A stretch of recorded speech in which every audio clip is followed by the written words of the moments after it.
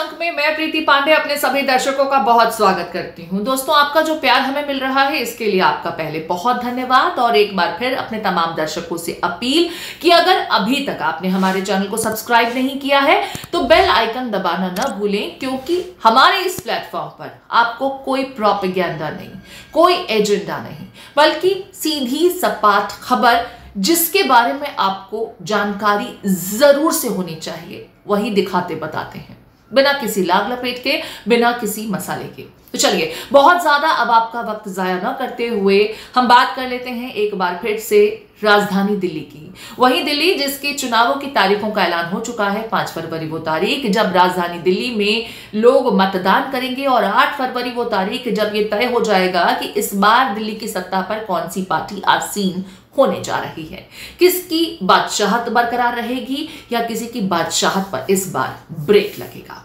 चलिए, लेकिन ना मैं अपनी इस एडिशन में आम आदमी पार्टी का जिक्र करूंगी, ना मैं बात कांग्रेस पार्टी की करूंगी और ना ही मैं बात बीजेपी की करने जा रही हूं। अब आप कहेंगे कि दिल्ली में सत्ता पर आम आदमी पार्टी है, कंपटीशन बीजेपी और कांग्रेस से है, फिर इन तीनों का ही जिक्र नहीं तो किसका जिक्र होगा, और खास करके अगर बात चुनावों की हो रही है। तो देखिए, आज मैं बात करने जा रही हूं उनकी जो डेंट देने का काम करेगी।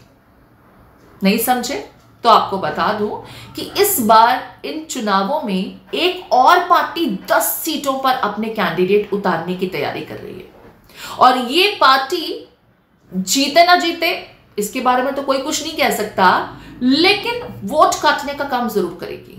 आप इन्हें वोट कटुआ कह सकते हैं, बड़ा डैमेज और डेंट देने वाली पार्टी के रूप में कह सकते हैं, या किसी के टीम बी की तरह काम करने वाली पार्टी भी कह सकते हैं।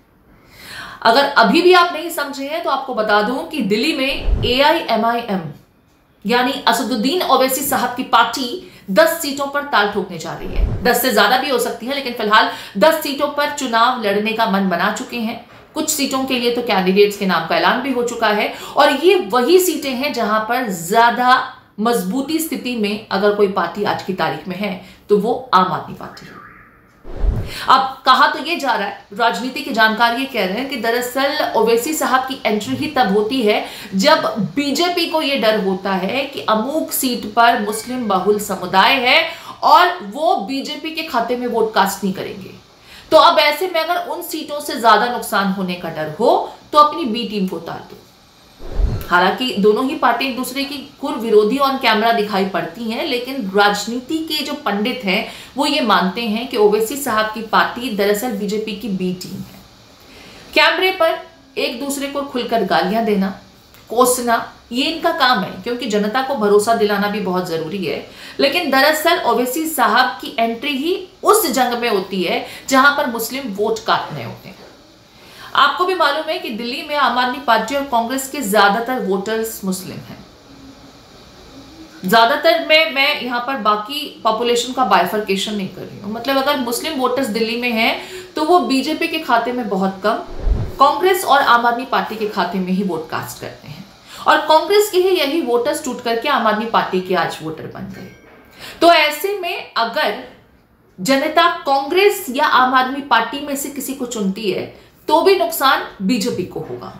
लेकिन अगर इनमें भी आपस में जंग हो जाए, यानी कि कोई और तीसरा फैक्टर भी इन्वॉल्व हो जाए, तो नुकसान तीनों को होगा, क्योंकि वोट बटेंगे, मत प्रतिशत बटेगा, यानी इसका सीधा सीधा फायदा भारतीय जनता पार्टी को, क्योंकि उसका वोटर तटस्थ है। अब अगर मुस्लिम वोटर्स में आपस में 2 या 3 फाड़ हो गया तो सीधे सीधे फिर जिसके वोटर्स तटस्थ हैं उसको ज्यादा फायदा। अब दिल्ली की जो 10 प्रोमिनेंट सीटें हैं जहां पर मुस्लिम बहुल आबादी है, वहां पर असदुद्दीन ओवैसी साहब ने अपने कैंडिडेट उतारने का ऐलान कर दिया।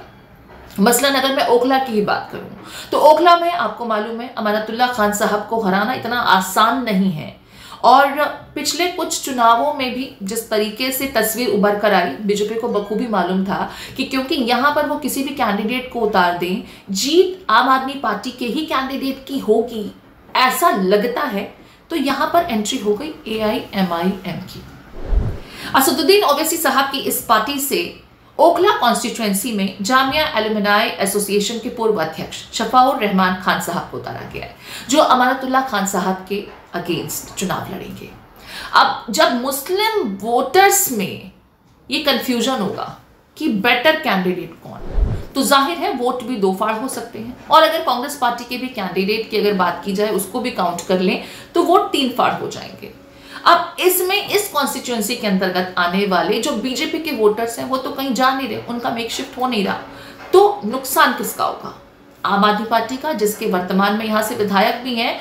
और क्योंकि मुस्लिम वोटर्स में 3 फाड़ हो सकता है, तो जाहिर है AIMM की जो कैंडिडेट हैं वो जीते ना जीते, वो डेंट जरूर दे जाएंगे। इसी तरीके से बाबरपुर की अगर हम बात करें, जहां गोपाल राय साहब दिल्ली सरकार के प्रोमिनेंट मंत्री हैं, वो इस सीट पर है, लेकिन यहाँ की अगर आबादी को समझा जाए तो यहाँ पर भी बड़ी संख्या में मुस्लिम वोटर्स हैं। यहाँ पर भी वो अपने कैंडिडेट उतारने की बात कर रहे हैं। इसके अलावा अगर मुस्तफाबाद की बात की जाए, मुस्तफाबाद दिल्ली के नॉर्थ ईस्ट रीजन का वो एरिया जहां पर दिल्ली दंगों के दरमियान काफी नुकसान हुआ था। ताहिर हुसैन साहब जो आरोपी है दिल्ली दंगों के, उनको AIMIM ने अपना कैंडिडेट घोषित कर दिया है। अब यहां पर आम आदमी पार्टी किसी को भी उतार दे, वोट्स का नुकसान तो होगा ही। इसी तरीके से अगर सीलमपुर की बात की जाए तो दिल्ली दंगों के दरमियान ही एक और नाम आया था, शाहरुख पठान का। AIMIM ने शाहरुख पठान को भी टिकट देने की बात कही है।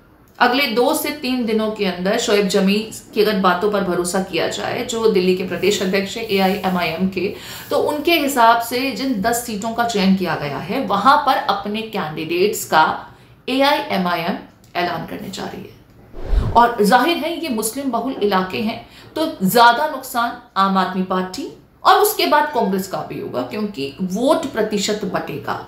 ये जो F फैक्टर होता है ना, जो मुस्लिम फैक्टर है, इन सीट्स पर मुस्लिम फैक्टर वाले जो वोटर्स हैं वो प्रभावित होंगे, क्योंकि वो कंफ्यूज भी होंगे कि बेहतर ऑप्शन कौन। आम आदमी पार्टी यकीनन इससे पहले इन इलाकों में दिल्ली की जनता के लिए बेस्ट चॉइस था, लेकिन भ्रष्टाचार के आरोपों के बाद से जनता का जो विश्वास है, भरोसा है, वह कुछ डगमगाया हुआ सा है। अब उसमें अगर उन्हें एक और कोई विकल्प मिल रहा है, वो भी उसी M फैक्टर वाला, तो जाहिर है जनता कंफ्यूज हो सकती है और उसका वोट इधर उधर हो सकता है। और अगर ये वोट लेफ्ट राइट हुआ तो जाहिर है नुकसान किसका होगा, या बखूबी समझ सकते हैं, क्योंकि ये कैंडिडेट्स जीतेंगे तो नहीं, लेकिन इन इलाकों में जो हिंदू वोटर्स हैं या जो बीजेपी के तटस्थ वोटर्स हैं, वो बीजेपी को वोट कास्ट करते हैं। तो बीजेपी का वोट परसेंटेज जो यूं तो नहीं बढ़ सकता था, लेकिन अगर वोट प्रतिशत बढ़ गया मुस्लिम्स का, तो जरूर उसको फायदा हो सकता है। उस बेनिफिशियरी स्थिति में आने के लिए यहां पर क्या AIMIM को मैदान में उतारा गया, जिससे कथित तौर पर बीजेपी की बी टीम कहा जाता है। यह बात अलग है कि आम आदमी पार्टी अब तक कांग्रेस को भी बीजेपी की बी टीम दिल्ली में कहने लगी थी, लेकिन जिन सीटों पर AIMIM खेल बिगाड़ने की तैयारी कर रही है, उनको आप समझ लीजिए, क्योंकि मुस्लिम बहुल इलाके हैं और यहाँ की जनता अगर थोड़ा भी कंफ्यूज हुई या उसका विश्वास आपसे डगमगाया या कांग्रेस से भी डगमगा करके AIMIM की तरफ बढ़ गया, तो फिर दिल्ली के नतीजे चौंकाने वाले हो सकते हैं। ये सीट्स हैं मुस्तफाबाद, सीलमपुर, बाबरपुर, मटिया महल, बल्ली मारान, चांदनी चौक, ओखला, सीमापुरी, जंगपुरा। ये वो तमाम कॉन्स्टिट्यूएंसीज हैं जहां पर मुस्लिम बहुल आबादी है और AIMIM इस बार इस रण में ताल ठोकने जा रही है।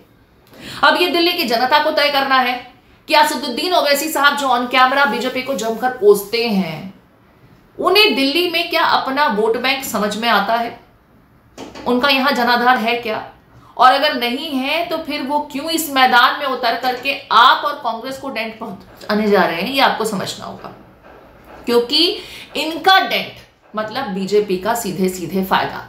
वैसे भी इस बार के चुनाव बड़े दिलचस्प होने जा रहे हैं, क्योंकि बीजेपी और कांग्रेस जो मैदान में काफी पिछड़ी हुई थी आम आदमी पार्टी से, आम आदमी पार्टी के पाक साफ चेहरों पर जब तमाम तरह की कंट्रोवर्सीज ने ओवरलैप करना शुरू किया, वो घिर गए उन कंट्रोवर्सीज के बीच में, तो जनता थोड़ी बहुत तो कंफ्यूज होती है। उसमें AIMIM का तड़का, वाकई ये कौन सी बिरयानी बनेगी, ये आपको तय करना है। फिलहाल आपकी क्या राय है? असदुद्दीन ओवैसी क्या वाकई दिल्ली में भी अब अपना जनाधार खोज रहे हैं? कोई वाकई सीरियस अटेम्प्ट है या सिर्फ और सिर्फ मंशा वोट काटने की, डेंट देने की? आपके कमेंट्स का इंतजार रहेगा।